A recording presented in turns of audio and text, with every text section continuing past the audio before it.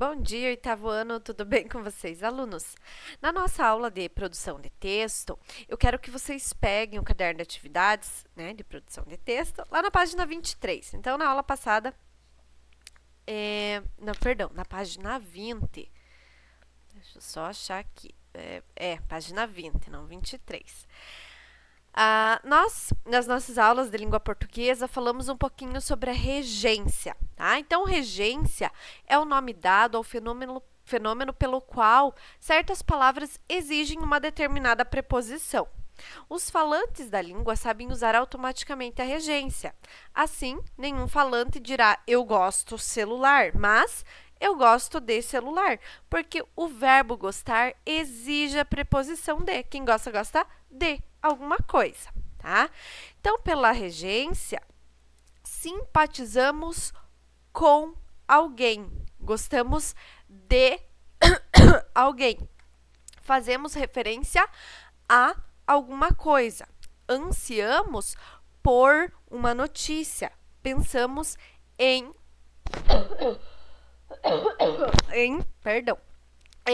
alguém, telefonamos para um amigo e etc. Então, a gente já sabe muitas e muitas da regência.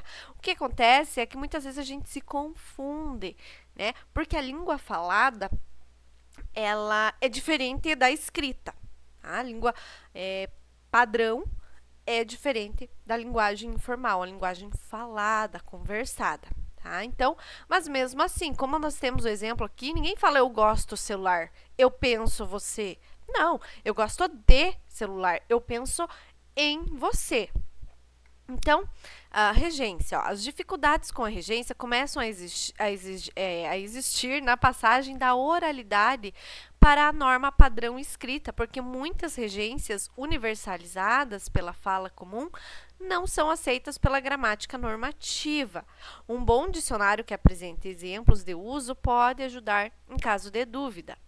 Então, aqui, gente, como eu falei para vocês, a diferença é que a língua escrita segue a norma padrão. E muitas regências que a gente usa na oralidade, a gente usa de maneira incorreta. Tá? Então, por isso que a gente estuda aí a regência, tanto verbal quanto a nominal. Né? Nós estamos vendo a regência verbal. Número 1. Releia os trechos a seguir, observando os destaques. Letra A. A lei sancionada no estado nordestino vai ao encontro de normas semelhantes no Rio de Janeiro, Goiás, São Paulo, entre outros. O verbo ir nesse trecho está acompanhado da preposição a. Então, a lei sancionada no estado nordestino vai ao encontro. Preposição a mais o artigo o. Tá? Vai ao encontro. Reescreva o trecho acima para que expresse ideia oposta. Então, como que ficaria? A lei sancionada no estado nordestino vai de encontro às normas semelhantes adotadas no Rio de Janeiro, Goiás, São Paulo, entre outros. Professor, então qual que está certo? O ao ou o de? Tem diferença, tá? Os dois estão corretos, mas vai depender do sentido que você quer dar para a tua ideia. Então, a expressão ir ao encontro de é usada para expressar concordância e significa o oposto de ir de encontro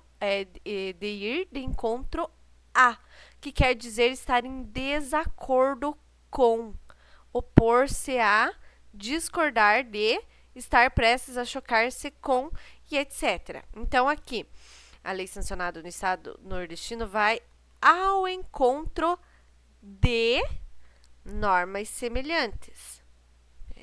E aqui, a lei sancionada no estado nordestino vai de encontro a as normas semelhantes. Então, uma significa ir de encontro a e a outra significa estar de acordo com, ou opor-se, discordar de. Tá? Então, dá diferença sim, no sentido da oração, da frase. Letra B. André Parreira, mestre em tecnologia educacional, trabalha na capacitação de professores para o uso da tecnologia em sala de aula. Nesse trecho, o verbo trabalhar é acompanhado da preposição em. Reescreva o trecho acima, substituindo a preposição em, mas mantendo o sentido da frase. Então, como que ficaria? André Parreira, mestre em tecnologia educacional, trabalha com capacitação de professores para o uso de tecnologia em sala de aula. Então, ó, o verbo ir exige outras preposições além do em, né? Então, eu posso trocar, ó, André Parreira, e não muda o sentido. Aqui, nesse caso, não muda o sentido. Trabalha na capacitação de professores para o uso da tecnologia em sala de aula ou,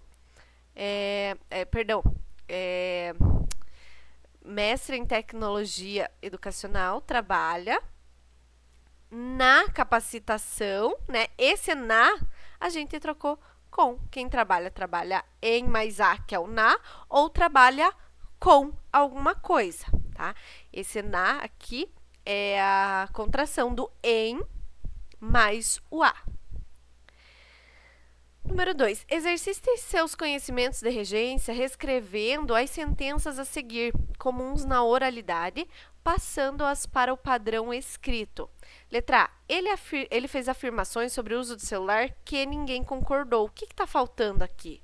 Ó, o verbo concordar é transitivo indireto, então ele exige preposição, né? Ele fez afirmações sobre o uso de celular com as quais ninguém concordou. Tá? Então, coloco o com. Letra B. Ninguém obedece regras de uso do celular na sala de aula.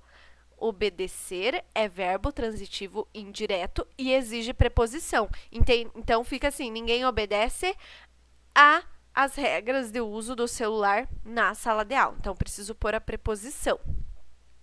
Letra C. O uso do celular na sala de aula é uma prática que muita gente discorda. Quem discorda, discorda com alguma coisa, tá? Aqui eu posso usar um pronome relativo. O uso do celular na sala de aula é uma prática da qual muita gente discorda, tá? Ou com que muita gente discorda, certo? Vamos lá agora para a página 23. Aqui vocês já fizeram, né? Era tarefinha.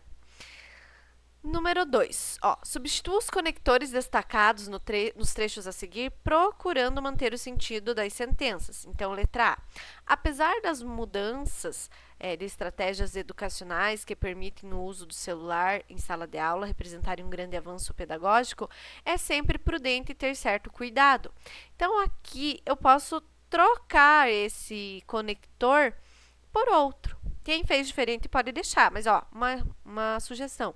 Embora as mudanças de estratégias educacionais que permitem o uso do celular em sala de aula representem um grande avanço pedagógico, é sempre prudente ter certo cuidado. Então, veja como isso que dá um sentido de contrário, né?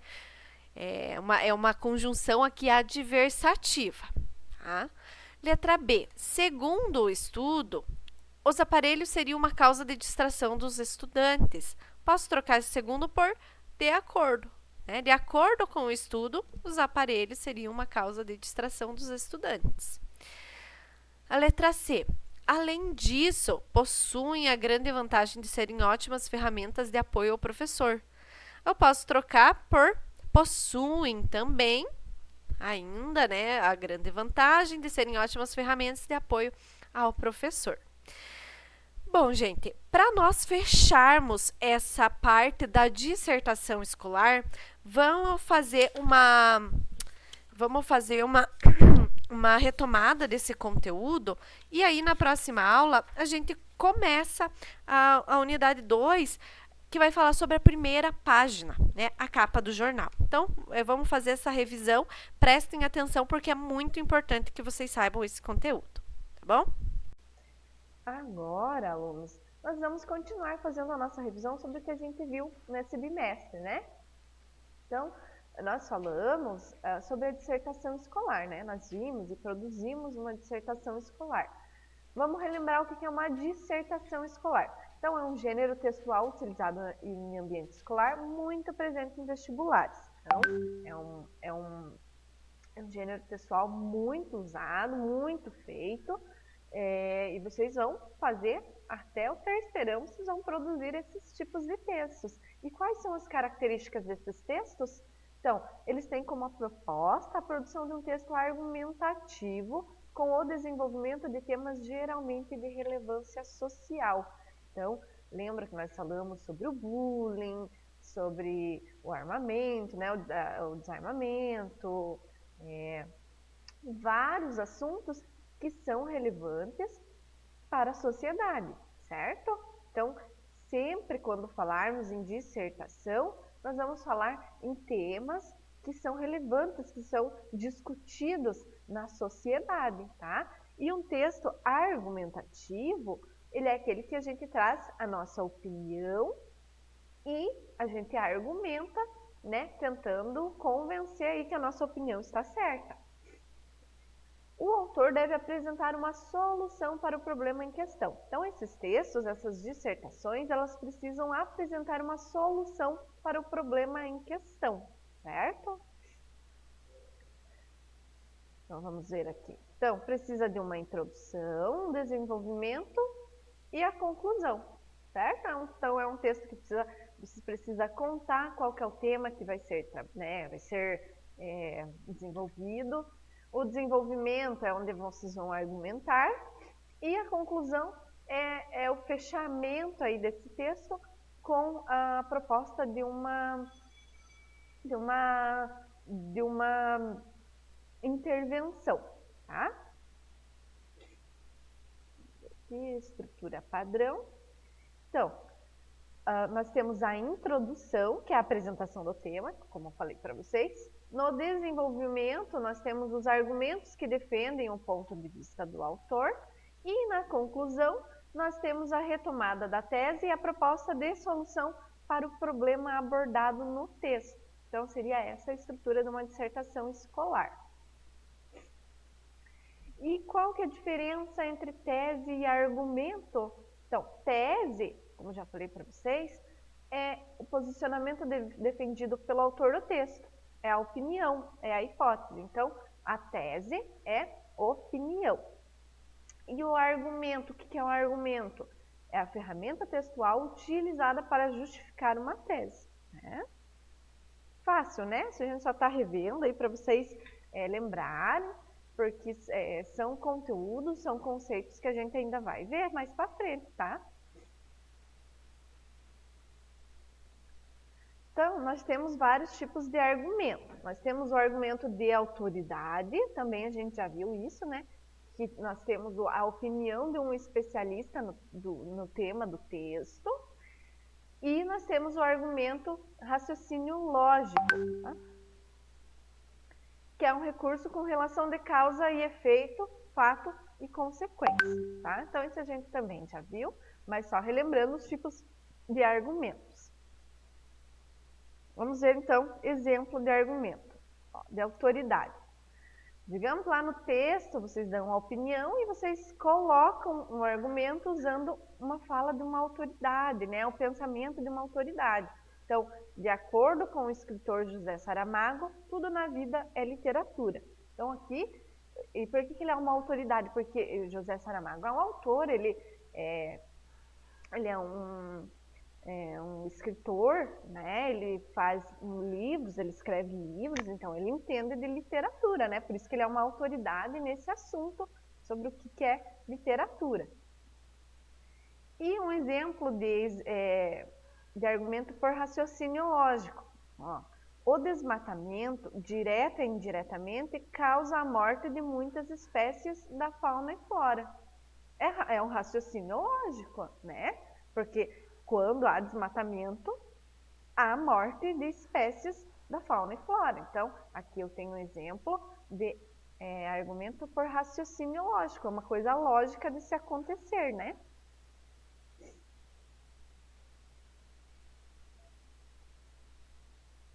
Nós temos também modalizadores discursivos. E o que são os modalizadores discursivos?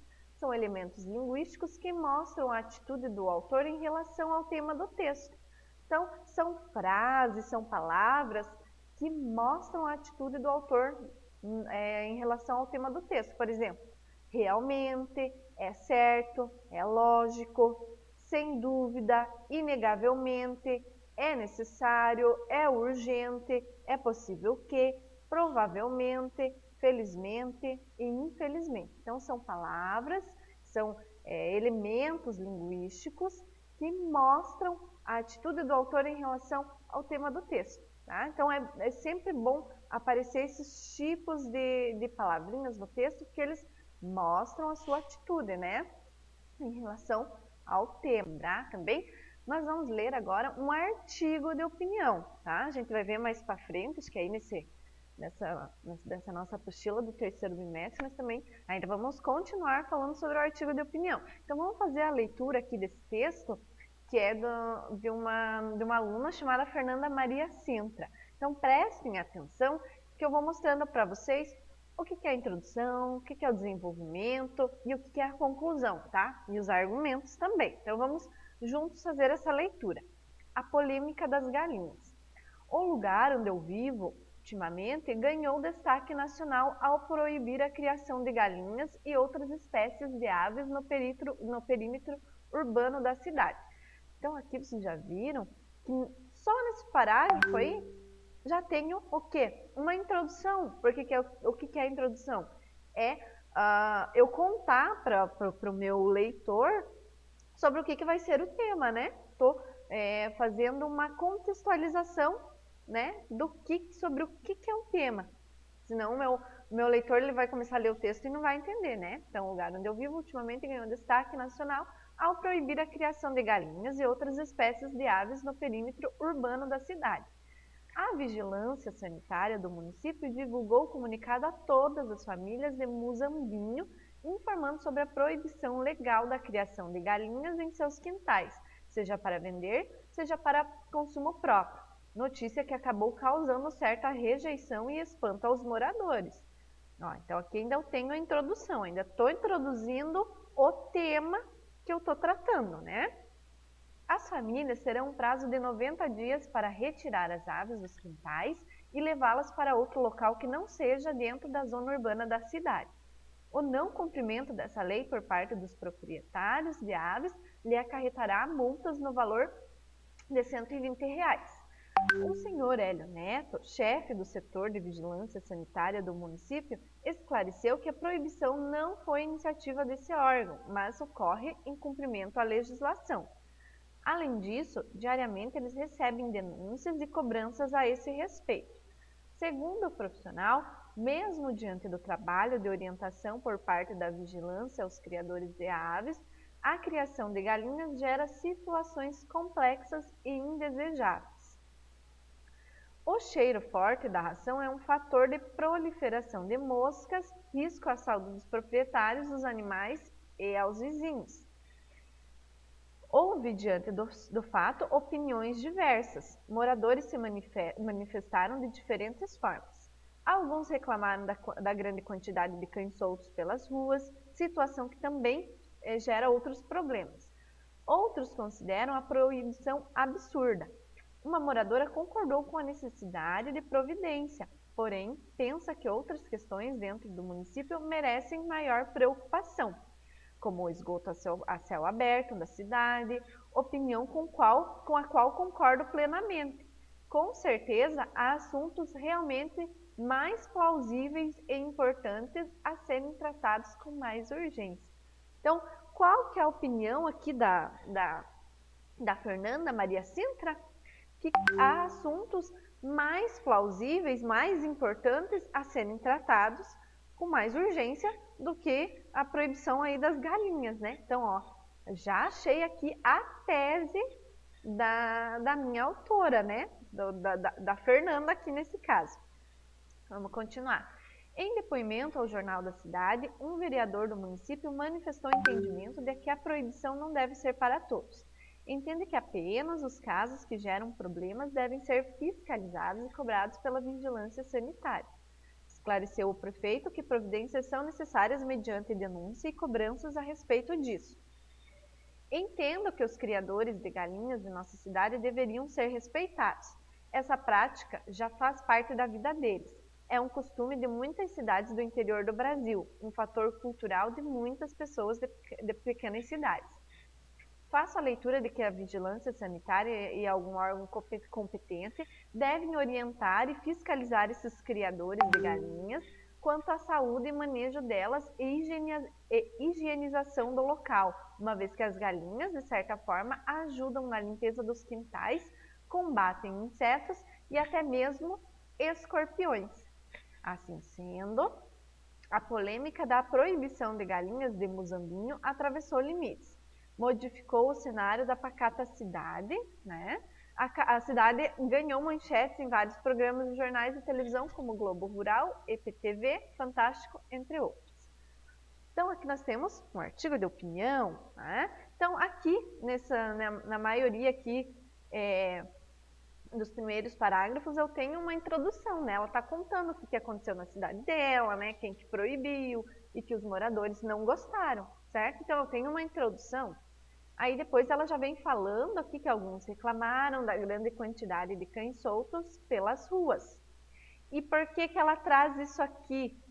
Porque qual que é a tese dela? A tese dela, a opinião dela é que há assuntos realmente mais importantes que merecem ser tratados com mais urgência, né? Então essa é a opinião dela. E ela trouxe aqui argumentos que tem cachorro solto pelas ruas que geram problemas, né? Então, aqui eu já tenho um argumento. Depois disso, né, ela continua o texto aqui e já faz o quê? Já está fechando o texto, já está concluindo, ela já está dando a resolução para o problema. Então, ela fala que sim, que a vigilância sanitária deveria orientar e fiscalizar esses criadores de galinhas, né? Então, ela acha assim, que a vigilância deveria fiscalizar, e fala também que as galinhas, de certa forma, ajudam na limpeza dos quintais, combatem insetos e até mesmo escorpiões. Então, aqui ela também traz um argumento, ela está falando que existem outros assuntos mais importantes a serem tratados, né, pela prefeitura, e que, de certa forma, esses animais, aí, as galinhas, elas até ajudam aí na limpeza dos quintais, combatem insetos e até mesmo escorpiões. Então, ela está argumentando, né? Entenderam, então, alunos, a estrutura aí de uma dissertação escolar? Espero que vocês tenham entendido. Nós vamos continuar falando, então não se preocupem, mas não esqueçam, tem que ter uma introdução, tem que ter a opinião, tem que ter argumento e tem que ter a conclusão aí desse texto. Bom, então a gente encerra por aqui. Até a próxima aula. Tchau!